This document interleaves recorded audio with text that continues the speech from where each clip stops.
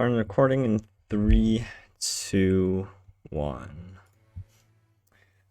Alright, this is round 4. I forgot to record round 3, even though I won, so unfortunately you will not be seeing my glorious round 3. But,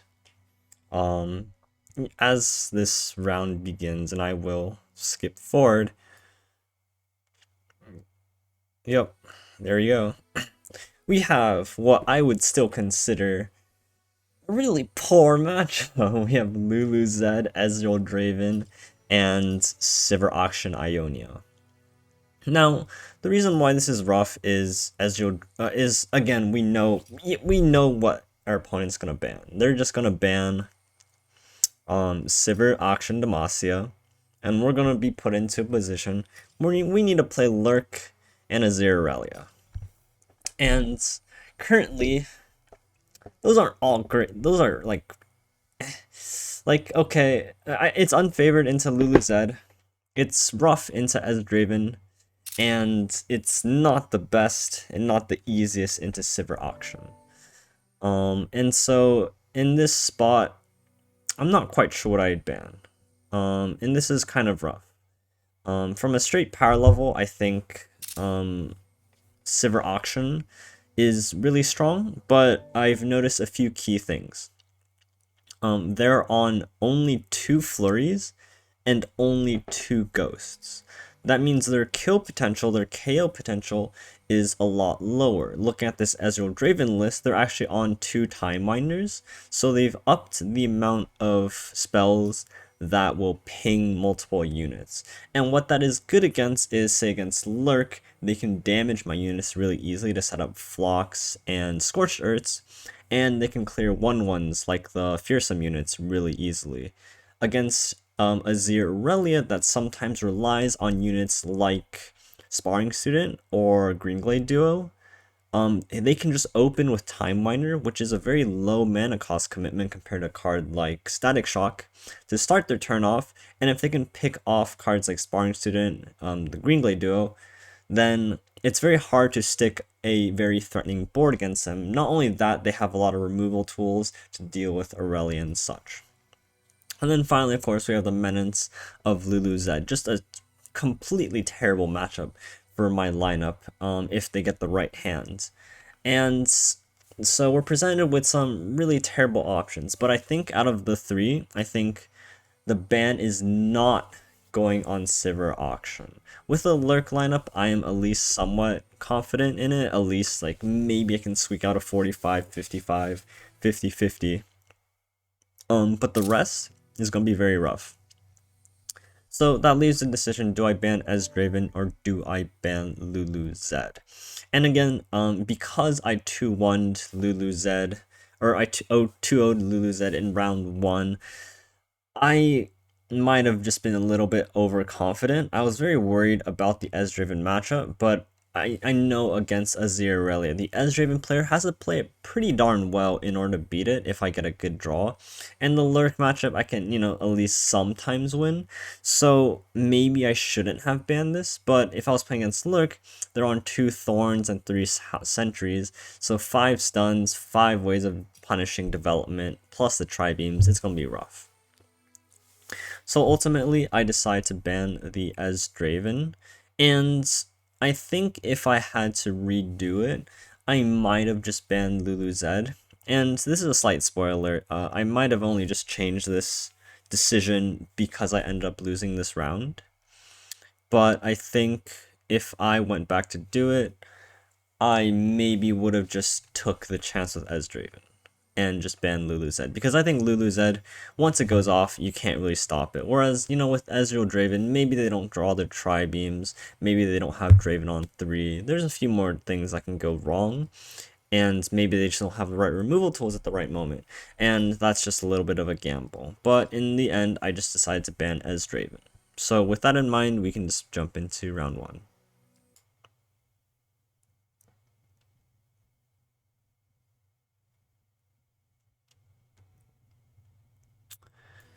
Okay, so we jump into round 1. I'm coming off of this with the Azir Aurelia deck, and they start off with the Lulu Zed.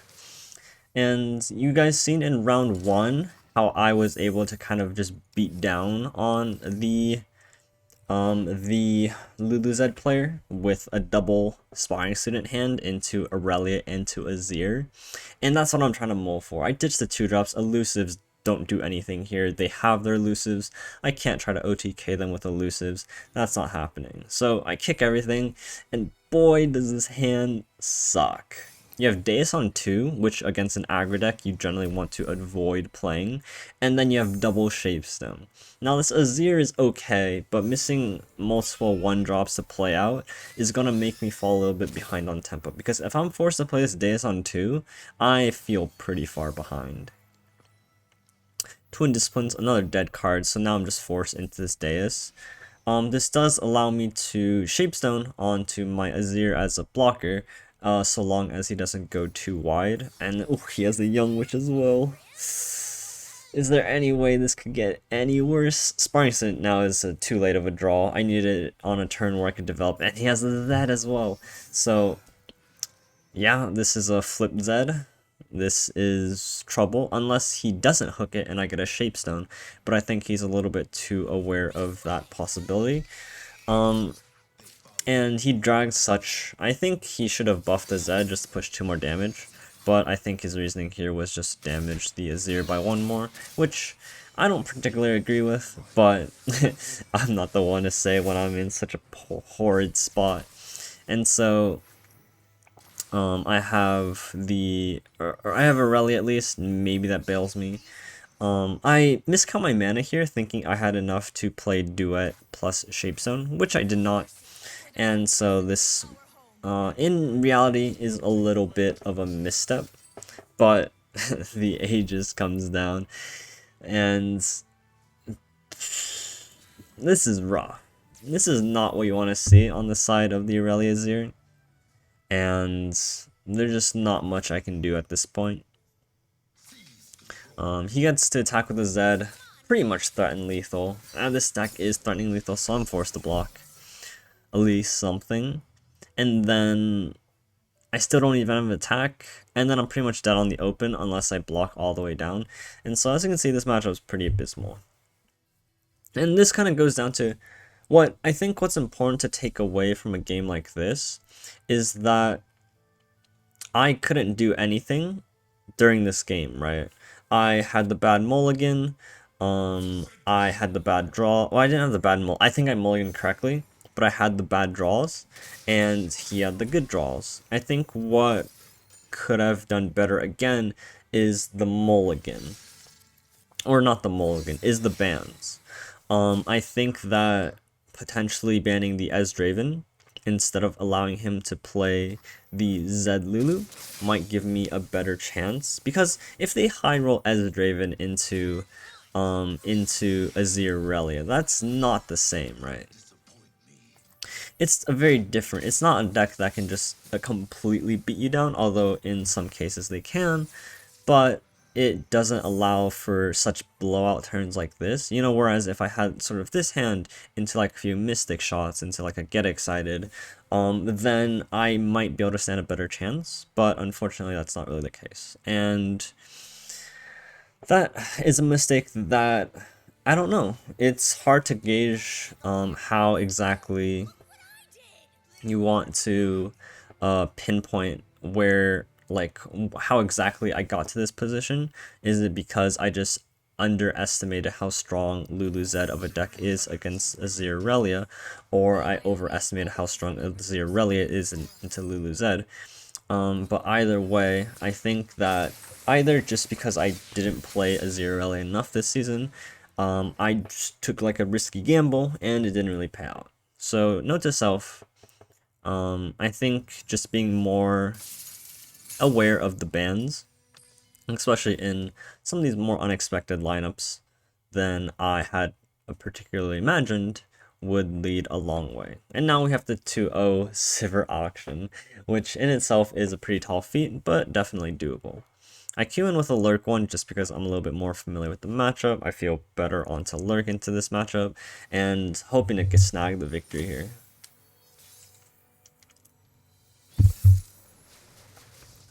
Alright, attack on odds as Lurk. It's hard to ask for anything better besides a 1-drop in hand, and boom, there's the 1-drop in hand. I'll ditch the rest, I don't think it's necessarily good enough. I'll just look for a much higher synergistic hand. And I find the Call the Pack and the Bone Skier, both really good cards.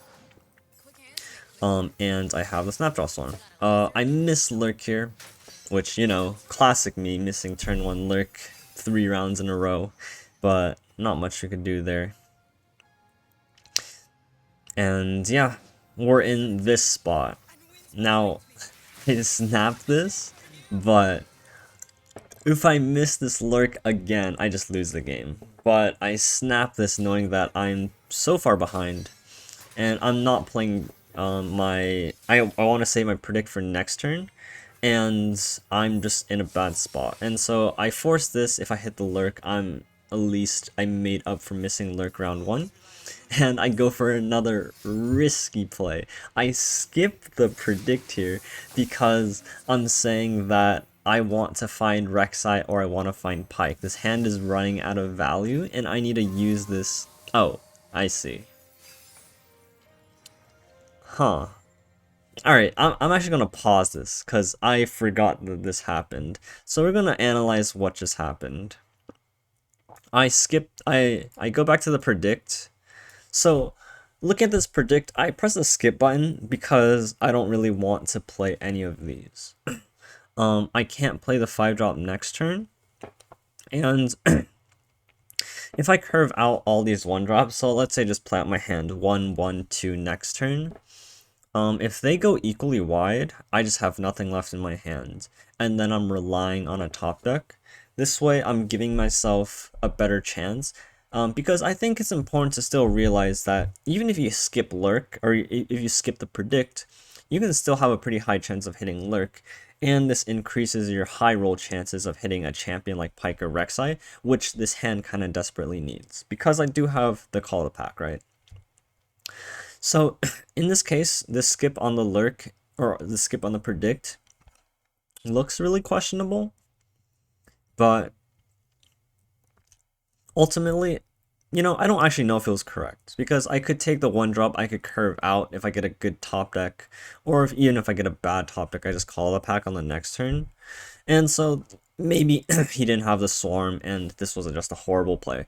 But in the end, he did have the 5/2s coming down, so I had to ask myself if I want to sacrifice one of my units into it, just so I could hit the Lurk. Or if I just take the chance on the skip predict and I just skip my attack here.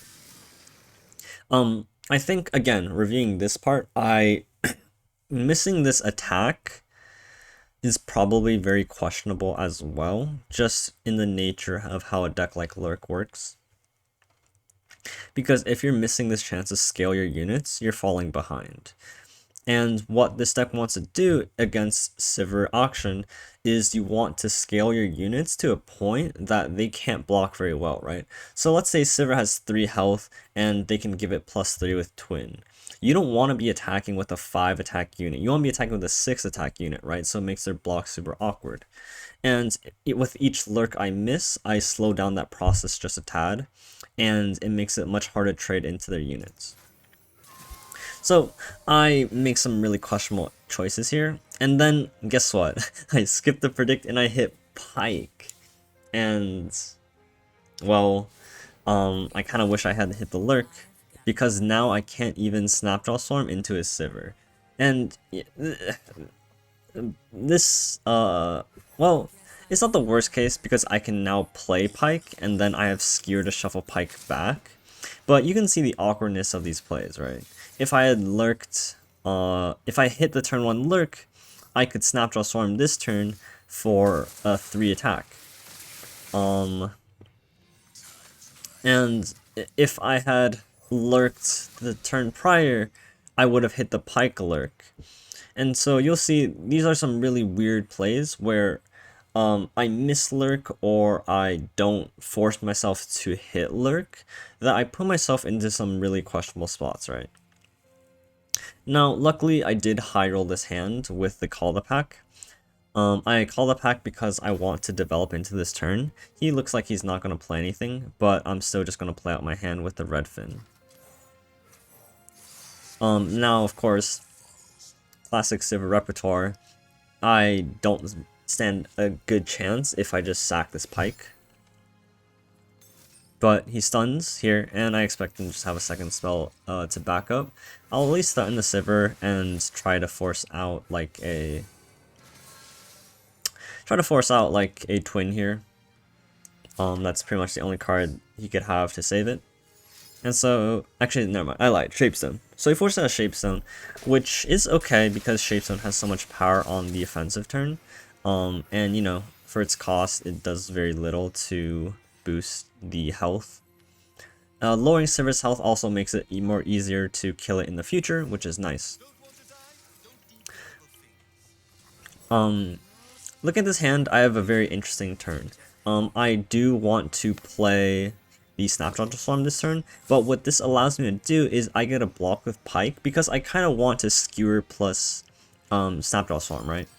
And what this does is I get to bait out a second Shapestone, and the only way for him to protect his auction here is if he buffs auction again, if he barriers auction, or if he does something to Pike, right? In this case, he was running a Quicksand, so his auction gets to survive, but I gotta force out a good majority of his hand out. I deny him the damage to Sivir, I deny him the strike for auction, and I am suddenly in an okay spot. Not the greatest, but slightly better than I was in before. Now I have the Death from Below, and I can actually use that on the auction. He's used up a lot of his hand, and now his hand is looking a little bit empty. And so I develop, and I'll continue developing, and now my board's actually a little bit scary. I can actually threaten a good amount of damage, depending on how he plays out his hand. He passes again, and that's a cue for me to go in. If he passes a second time, I just have lethal, because I drag Sivir to the side, right? So he has to play something, either a Palm or another unit. And he plays Rune Runner, which means that he is tapped out of playing a barrier card, which means that his Sivir always dies. Now, here's what I'm thinking about during the attack is I try to force him to sack Rune Runner, right? I have what? So I have 9 plus 12 plus 14 damage, which is 12. And this is very important. What this means is that he can't block my Chronomancer because I'm threatening lethal here, so he's forced to block one of these 3 units. And what this means is that if I hit the Lurk, he has to spend another card to save his Rune Runner, which makes this attack in a suddenly good spot. He can't save his Sivir, and he's forced to save his Rune Runner with another card if I hit the Lurk. Stressing if I hit the Lurk, because I missed Lurk again, and I am like mauling at this point. It's not only did I play this game suboptimally, not hitting lurks when I should have not attacking, missing lurks, missed lurk twice this game, didn't attack once this game, and you can tell because he'd be dead at this point if I had hit the right lurk, or if I hit the turn 1 lurk, if I didn't miss another lurk. And now I'm actually in a weird spot. But you'll see, this skewer is good because it allows me to level up my Pike. And when Pike levels and strikes things, it ignores the spell shield on the Rune Runner. And he goes in for a bit of an attack. And what this now... Oh, I take it. Interesting. I see. So my reasoning here is I'm threatening lethal on the attack because I'm just 1 wider than him, and he has to play refuge on some unit in early up in order to block it. And so I just go for an attack, if I don't draw anything good, but I just play this Rek'Sai down. Rek'Sai allows me to buff up my pike just to skewer, make sure I get to kill something, but it looks like our opponent surrenders here. I'm going to pause again because I just want to take a quick second to review what happened on this game.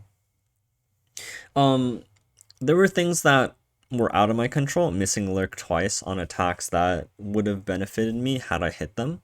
Kind of hard to deal with that, but moving past that. There's the Chronomancer turn where I skip the predict and then end up not attacking. I think that turn was probably the most suspicious.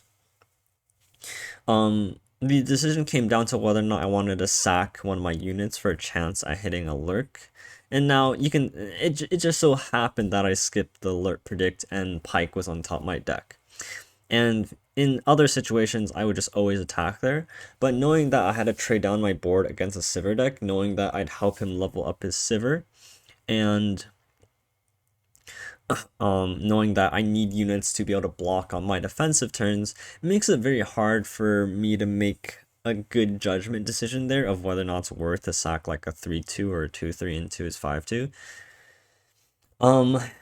But in the end, I got bailed out by playing Pike pretty smartly. It's you saw the strength there of being able to play Pike down on board, not always needing to rely on the Pike spell itself.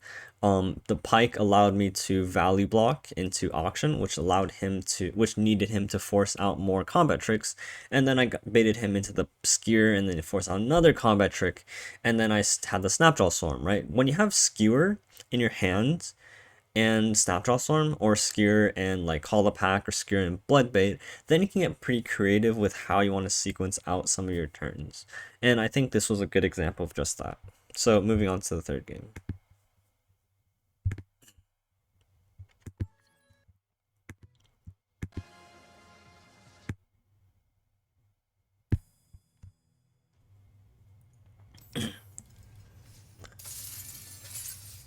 So for the third game we have here is the final, the pink-yellow versus pink-yellow showdown. The Azir Relia versus the Sivir Auction. I think in meta stats, I'm actually not sure who's favored, which is a both bold and kind of stupid statement. I think when you're rocking into the seasonal, if you don't really know your matchup table very well, that's not a good sign. I would just say that. But so far this hand is looking pretty good. I have double champion, I have a retreat, I have a shapestone, I have a blade dance. He missed out on his 1-drop, and his turn 2 is just a young witch, right? Nothing too scary, right? But then, oh man, the turn 3 pass. I'm pausing here because I got a lot of shit to say. I think to anybody watching this, it's very obvious why he passed. He wants to play Merciless Hunter. He has Challenger, Quick Attack, Pseudo Challenger, right? Challenger, Quick Attack on a 5-attack unit. And my Azir has 5 health. If I play Aurelia, it dies, pretty much. And this is a weird spot, right? Because in the next 2 turns, I want both Azir and Aurelia on board, which means I can't pass this turn. This is a very interesting turn because it's kind of just hedging your bets, right? I think as the opponent, because the only 3-drop they play is Merciless Hunter. If he had Rockhopper, he'd probably also play it here because he could buff then kill Azir, right? He didn't have the 1-drop, and I suspect he doesn't have Rockhopper, which means that he either has Merciless Hunter or doesn't have Merciless Hunter. And this sounds very obvious, but follow along with me here.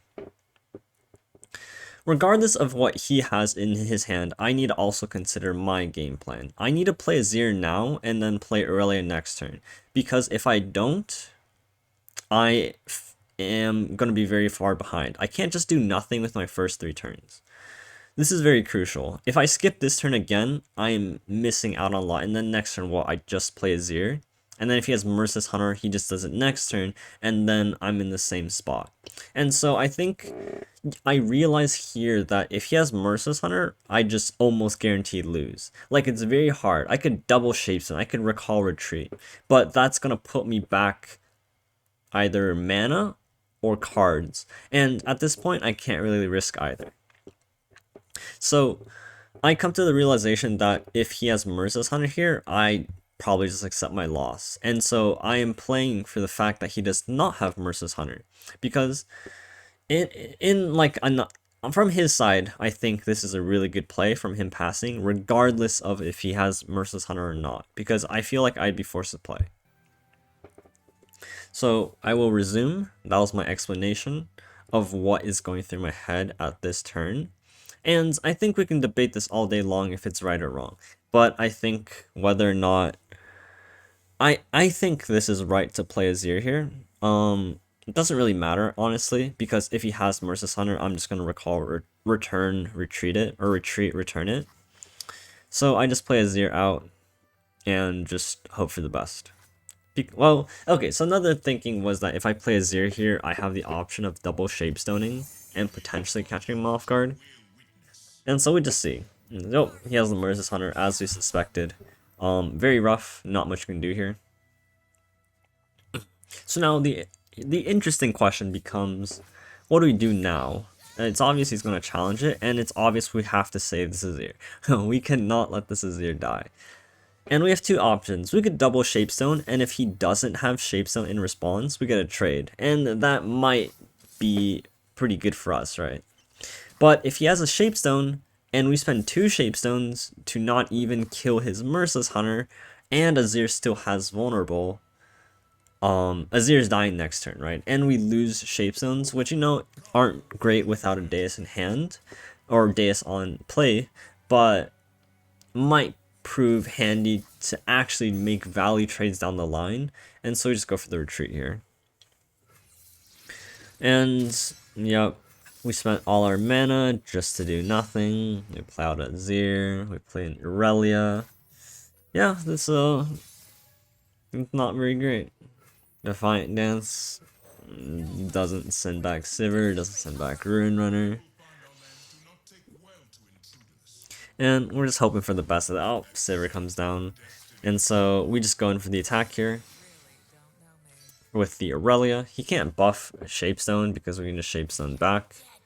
But the awkward part is if we tap under, and by playing this Flawless Do It, he just gets to level up Sivir for free, and then that gets him closer to Ghost Flurry lethal shenanigans. And we just can't allow that. So we actually have to pass here. And hope that we can just get out of this mess of a game. And Rune Runner comes down.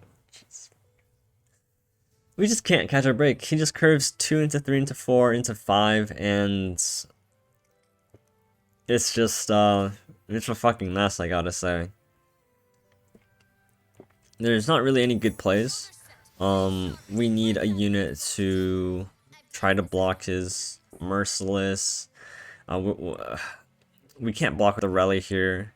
I think a potential line here was just to Defiant Dance onto his Merciless Hunter, because we know we don't have the ability to block it. But the awkward thing is, if we do that and we can't kill him next turn, he just gets to replay Merciless Hunter and then kill one of our champions, and then we can't win beyond that. So it's a rough position. I play the Ribbon Dancer because I think I need to block this Sivir or something along the lines of that. But ultimately, I think this turn maybe we should have just started with the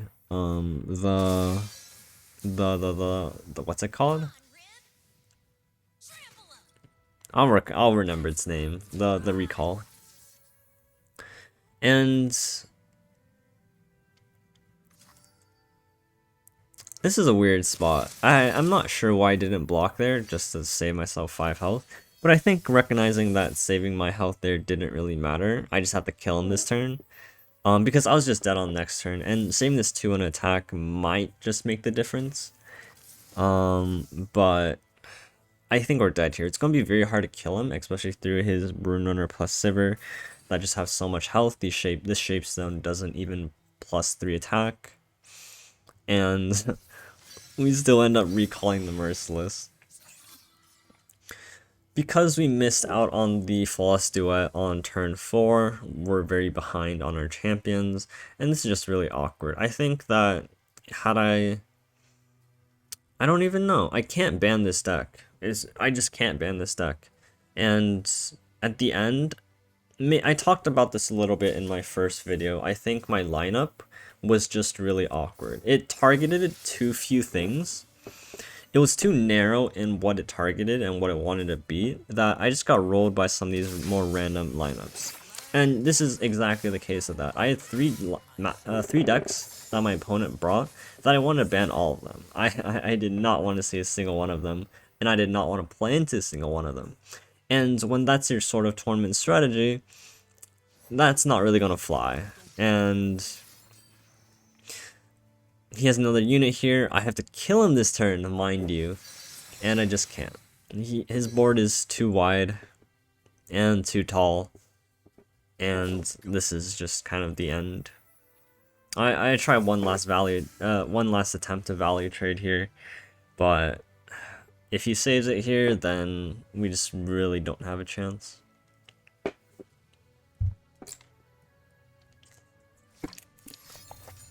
Palms my Aurelia, which is bizarre, but he is lethal with the Young Witch, and there's nothing we can do about it.